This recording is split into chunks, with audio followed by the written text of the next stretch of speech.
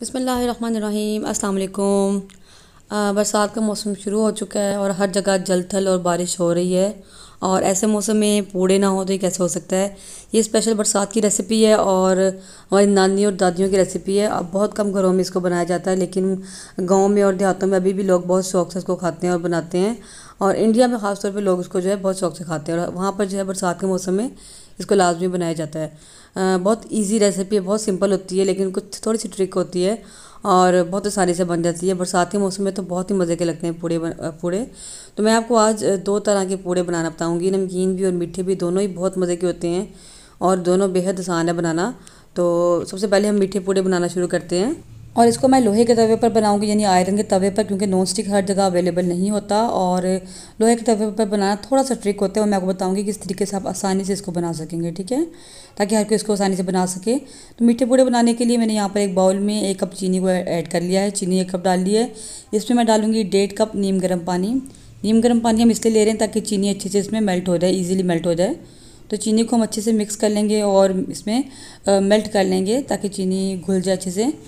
तो और चीनी घोलने के बाद चीनी को हम साइड पे कर देंगे। तो देखिए चीनी मिक्स होगी, बस थोड़ी बहुत रहेगी, ये पड़ी पड़ी खुद ही मेल्ट हो जाएगी। तो मैं साइड पे कर देती हूँ। अभी मैंने एक बाउल ले लिया, इसमें मैं डालूँगी 2 कप जो है आटा, गंदम का आटा जो घर में हम रोटी बनाने के लिए इस्तेमाल करते हैं वही आटा है, सादा आटा है। आपने वो 2 कप ले लेना है। और इसमें जो चीनी का मिक्सचर था जो हमने बनाया था, इसको मैं डालूँगी, छान लूँगी, कोई अगर ज़र्रा वगैरह होगा तो निकल आएगा। और इसको थोड़ा थोड़ा करके हम डालेंगे और डाल कर इसको अच्छे से मिक्स कर लेंगे, घोल सा बना लेंगे हम इसका। तो मैंने यहाँ पे सारा पानी ऐड कर लिया है, क्योंकि इतना पानी काफ़ी था इसके लिए। तो चीनी अगर आप इसमें चीनी हल्की ही अच्छी लगती है, क्योंकि ज़्यादा चीनी होता है फिर साथ चिपकते हैं तवे के। तो चीनी आप अपनी पसंद के मुताबिक थोड़ी ज़्यादा भी कर सकते हैं, लेकिन ये चीनी बिल्कुल नॉर्मल थी। तो इसको अच्छे से मिक्स कर लेंगे, ना ज़्यादा गाढ़ा होना चाहिए ना पतला बैटर हो हमारा। मैं आपको दिखाती हूँ, इसको अच्छे से मिक्स कर लेंगे, लम्स बिल्कुल ना हो। बहुत झटपट बन जाते हैं, बहुत आसानी से बन जाते हैं, बस ये 2 चीज़ों से बनकर तैयार हो जाते हैं मीठे पूड़े, बहुत मज़े के लगते हैं। तो देखिए यहाँ पे चीनी को हमने अच्छे से मिक्स कर लिया है और बैटर हमारा रेडी हो गया है। मैं आपको दिखाती हूँ कितना पतला होना चाहिए। ये देखिए ऐसा होना चाहिए, बहुत पतला भी ना हो और बहुत थिक भी ना हो, लेकिन ये हैवी उठाएं तो हैवी फील हो रहा है, तो लेकिन बहुत पतला नहीं है, ऐसा होना चाहिए आपका बैटर।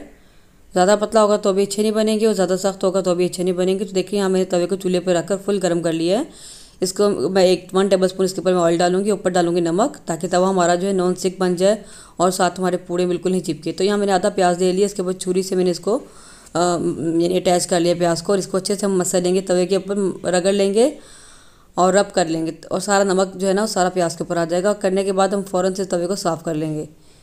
तो देखिए तवा आपका बिल्कुल जो है मतलब कि आप आसानी से इसमें पूड़े बन जाएंगे, बिल्कुल नहीं चिपकेंगे। और मैं इसके बगैर भी बहुत इजीली बना लेती हूँ, लेकिन ये मैंने आपको दिखाने के लिए किया है। तो देखिए तवा साफ़ करने के बाद इसके ऊपर हम थोड़ा सा ऑयल डालेंगे हस्ब ज़रूरत, और ऑयल को अच्छे से फैला लेंगे।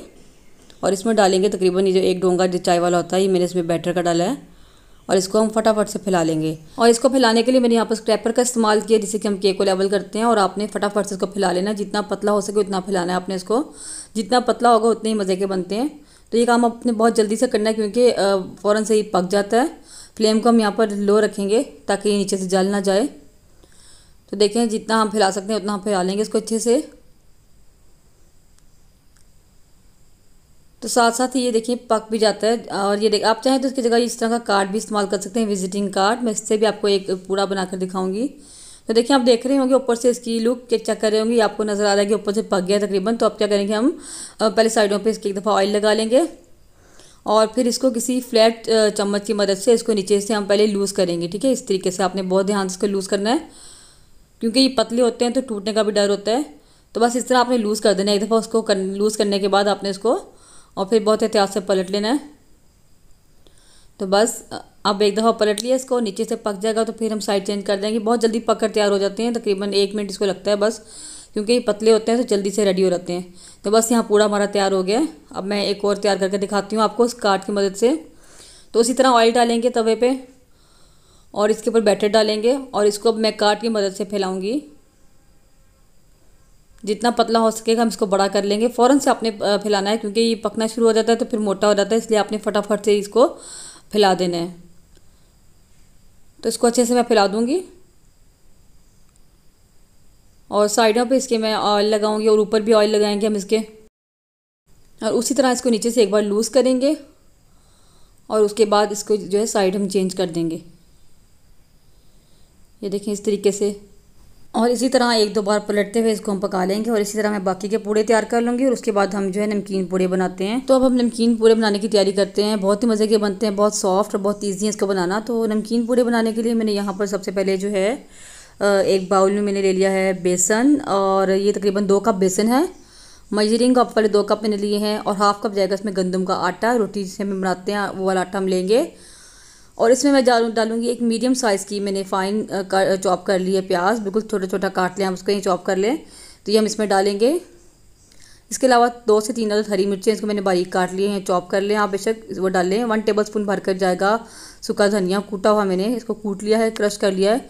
हाफ़ टेबल स्पून जाएगा इसमें ज़ीरा क्रश किया हुआ या कूटा हुआ। 1 टीस्पून और उससे थोड़ा सा ज़्यादा मैं डालूंगी नमक आप कम ज़्यादा अपनी पसंद के मुताबिक कर सकते हैं।